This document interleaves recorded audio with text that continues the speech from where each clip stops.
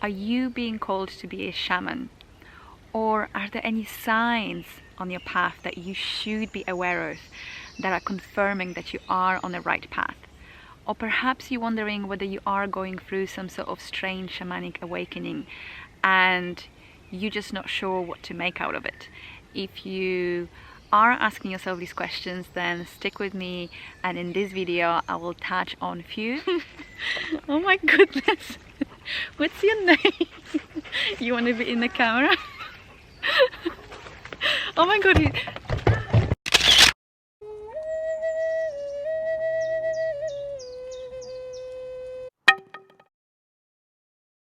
This one, it's really speaking about you feeling it in your heart. If you feel in your heart and in your soul that you are becoming something such as shaman, and you have this strong feeling, this instinct, this pull, this thing that just doesn't really leave you, then probably that's already good enough indication that you are on a shamanic path where you will be discovering the most incredible things for yourself. And if you don't have that in your heart, every other sign is just really not important, because all the other signs can apply really to different situations, and people that just simply either healers or people with some abilities or people with some experiences that also they counter on the spiritual awakening. But if you have that in your heart and in your soul, and something is inside telling you that you should be on this path and there is something, then I think that is absolutely number one sign that you are a person to become a shaman, or you have the calling at least. Of course you can refuse that, but you know, have a think for yourself whether you really feel that inside you, and everything else doesn't matter as much. The second important sign is that you really have this internal calling of trying to bring healing to the earth, bringing harmony, balance, love, peace, not just to human, not just to animals, not just to yourself and your friends and family, but being part of a collective change. And you know as well that to do that you have to work with spirit world, that this cannot be done just simply on a human conscious level. The third most important sign, just simply according again to my super subjective opinion, is fear and humbleness that you have even when you think about being associated with shamanism or being called a shaman. I think real authentic shamans, they've gone through a journey where they didn't want to take that title for granted. I think somewhere inside you probably know the responsibility that carries as a role in a community and in the spirit world. I think you probably know what work that involves, you know, the energies you will be working with. You may have not experienced everything, but I think you know the weight that shamans carry, and you also know this is not going to be just a simple role of person that goes around and sends energy. I think there is a way more to your work as a shaman, and that is not taken lightly. Quite often actually it's being seen as a burden. It's going to get tough. You will lose people on the way. You will be misunderstood. You will be confused. You will doubt yourself. You will see people in their darkest moments. You will see through their soul into the shadow, and you know that you will require knowledge, skills, years of experience, and that's why probably that humbleness and that fear is a really, really good sign, because you may have been a shaman in a previous life, you may have had this in a family, and I'll talk about it just in a moment as another sign. But because you have that indication, that means you're taking it quite seriously, and you really don't want to take it for granted just as a, you know, another experiment in your life. And I think these are, to me, the most three important signs.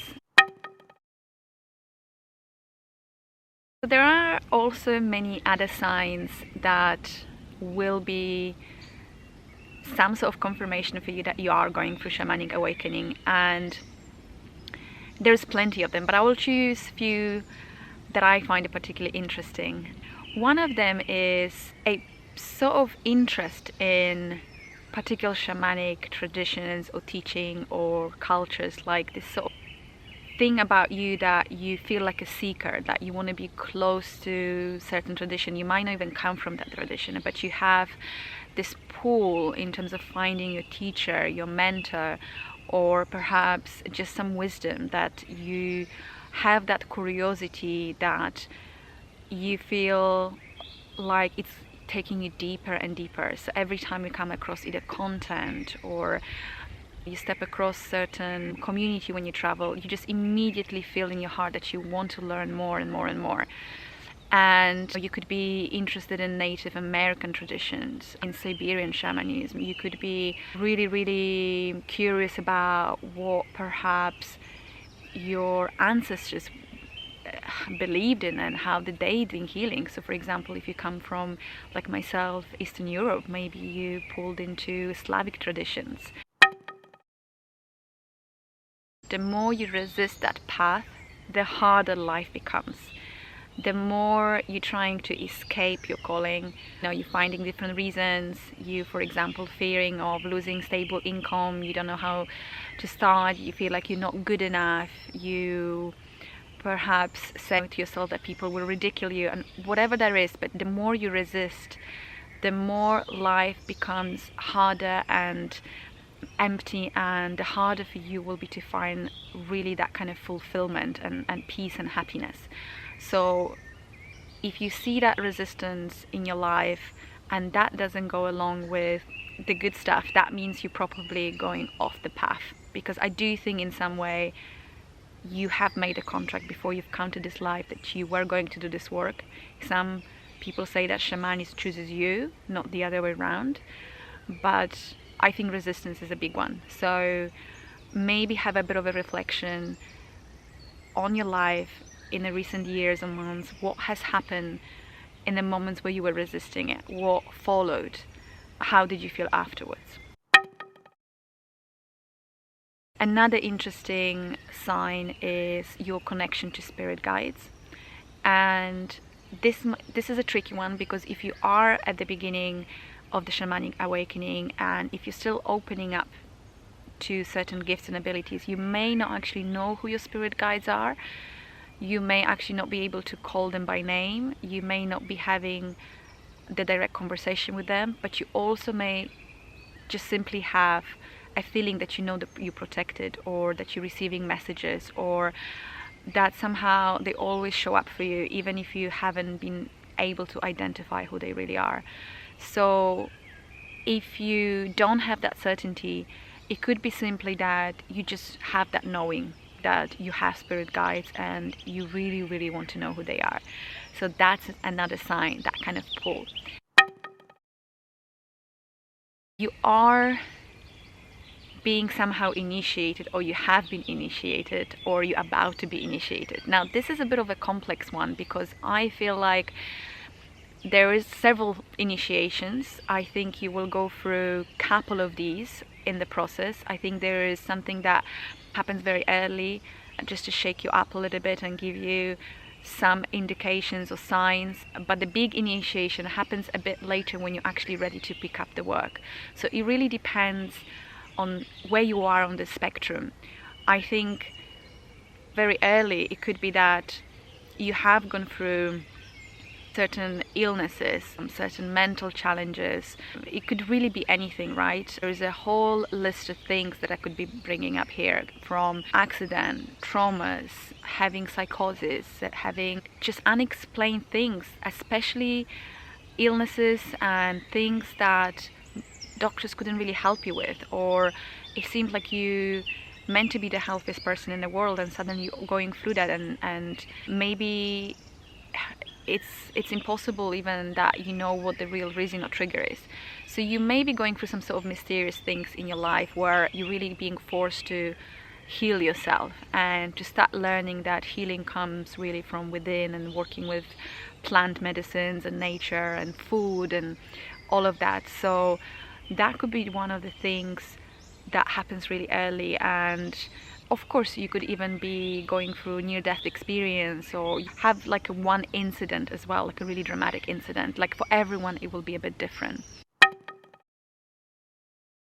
Interesting sign that you will hear about a lot, it's just general gifts and abilities that you may have been born with, and they will continue with you as you mature. So these could be any skills from clairvoyance to clairaudience, sensing energies, seeing energies, having a lot of dreams and visions. But I do not want you to get discouraged if you don't have that, and if you feel that you're still lacking this ability to the point that you can really rely on, because we have to remember that most of us have been brought up in environments in Western societies where a lot of these skills and abilities got suppressed, and it's okay if you don't feel that you have strong abilities just yet. That will come with practice. You can relearn that, you can remember it, and you may have some teasers or taste of it, but I think it's okay if you're fully not utilizing it just yet. I think it's something that it will come with practice. But if you feel like you've had something like this, or you have just maybe some tendencies to feel things or to predict, to have a very vivid dreams, visions, then that is another really good sign to count on the list. Another good sign that I really like to talk about is sort of natural, like you becoming a natural magnet for people and also animals and even plants that need help and healing. Because as you're growing on that journey and as your shamanic awakening becomes more and more obvious, there is going to be a point where spirits will decide that, okay, now you have to learn of how to apply that in practice, of how to start bringing that balance and harmony to the earth, how to heal, how to put that work into reality. And this is where I think that what could happen for you is that you will have family members suddenly, getting sick, or pets are owned by your friends or family you own. You will have people seeking help, and slowly that will increase and increase. Initially it might be just very few people that you will work with, but as you becoming more ready, this will increase. Another sign that I like to talk about is some sort of either evidence that you've had certain traditions in your families and ancestry as a kind of lineage, where you probably had people in your family that have worked as healers, as herbalists. Maybe they were just simply very connected to nature. If you can track that back in your family, that would be amazing, because very often this does sit within certain families and soul groups. So it could be that something is just being passed onto you, and you also decided to be born in certain family because there is certain knowledge already in our DNA. And if you can't track that back, it may be a strong intuition. Maybe you will connect to a spirit guide that comes from your family ancestor line, and they will tell you that they were shamans or healers. Or perhaps you will discover that in your regression work, and you will find out that you did that in a past life and past life family. Thank you so much for watching the video. I hope that you enjoyed it and you found it insightful. And if you are interested in topics like that, if you want to have more conversation with me, then don't forget to subscribe and also hit the notification bell so you get alerted about new content. And I'm planning on posting some interesting topics in upcoming weeks and months, so just hang in there, watch the space, and for now I'm sending you lots of love and many virtual hugs. Take care.